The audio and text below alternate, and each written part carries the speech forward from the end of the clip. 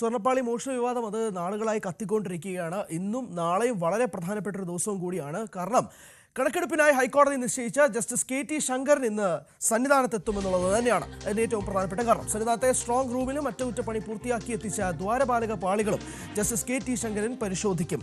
തിരുവിതാംകൂർ ദേവസ്വം ബോർഡിന്റെ ആറന്മുളയിലെ സ്ട്രോങ് റൂമിലും പരിശോധന നടത്തിയ ശേഷമാകും കോടതിയിൽ അദ്ദേഹം റിപ്പോർട്ട് സമർപ്പിക്കുക. ശശിനാരായണനുണ്ട് കൂടുതൽ വിശദാംശങ്ങളുമായി.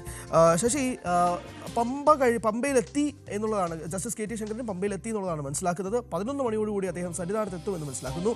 ഇന്നും നാളെയുമായിട്ട് വളരെ നിർണായകമായി മാറും എന്ന കാര്യത്തിൽ തർക്കമൊന്നുമില്ല. അതിനിടയിലാണ് കഴിഞ്ഞ ദിവസം ഷാഫി പറമ്പിൽ MP കൂടി പരിക്കേൽക്കുന്ന ഒരു സാഹചര്യം. കോൺഗ്രസ് ആരോപിക്കുന്നത് ഇതിൽ നിന്നും ഈ സ്വർണ്ണപ്പാളി വിവാദവുമായി ബന്ധപ്പെട്ട് അതിനുള്ള വിവാദങ്ങൾ കത്തി നിൽക്കുമ്പോൾ അതിൽ നിന്നും ഒരു ഡീവിയേഷൻ, ജനങ്ങളെ പറ്റിക്കാൻ വേണ്ടിയിട്ട് നടത്തിയ ഒരു സമരപരിപാടിയിൽ ഒരു ആക്രമണം അതായിട്ടാണ് കണക്കാക്കുന്നത്. അതുകൊണ്ട് തന്നെ ഇന്നത്തെ 2 ദിവസങ്ങളും വളരെ നിർണായകമാണ്. അതോടൊപ്പം തന്നെയാണ് മന്ത്രി വാസവനെതിരെ BJP നടത്തുന്ന മാർച്ചും ഇന്ന് അദ്ദേഹത്തിന്റെ വസതിക്ക് മുന്നിൽ നടത്തുന്ന ഒരു സാഹചര്യം കൂടി ഉണ്ടാവുന്നത്.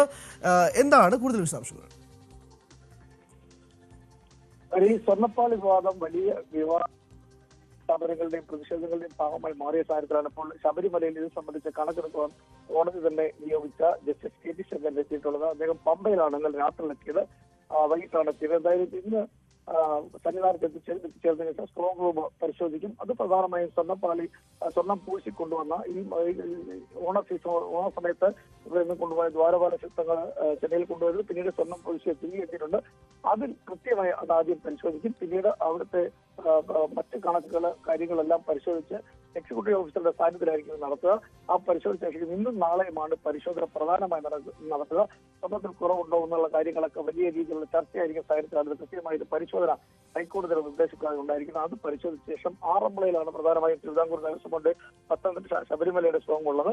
ആ സ്ട്രോങ്ങിലെ കണക്കുകളും ഒക്കെ പരിശോധിച്ച ശേഷമായിരിക്കും ജസ്റ്റിസ് KT ശങ്കരൻ റിപ്പോർട്ട് സമർപ്പിക്കുക. എന്തായാലും ഇത് സംബന്ധിച്ച് വലിയ വിവാദങ്ങൾ ഉയർന്നു. പത്തനംതിട്ടയിലടക്കം സംസ്ഥാനത്തെ വിവിധ ജില്ലകളിലും ശബരിമല സ്വർണ്ണപ്പാളി വിവാദവുമായി ബന്ധപ്പെട്ട് പ്രതിഷേധങ്ങൾ ശക്തമായ സാഹചര്യത്തിൽ നിർണായകമായ ഒരു പരിശോധനയെന്ന് വേണമെങ്കിലും സ്വർണ്ണത്തിലുണ്ടായിരുന്ന കുറവുണ്ട്.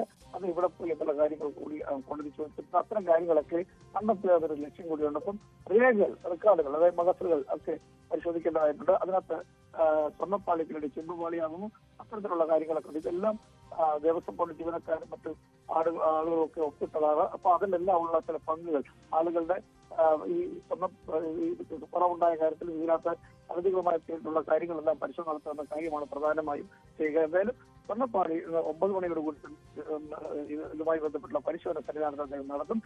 2 ദിവസമാണ്, ഇന്നും നാളെയുമാണ് അത് തുടരുക. ഞായറാഴ്ച ഉണ്ടാകും. ഒരുപക്ഷെ അതിനുശേഷമായിരിക്കും ആറന്മുളയിലെ സ്ട്രോങ് റൂമിലെത്തി അവിടെയും പരിശോധന നടത്താനുള്ള സാധ്യതയുണ്ട്. എന്തായാലും ഉദ്യോഗസ്ഥന്മാർ അദ്ദേഹത്തോടൊപ്പം ഉണ്ട്.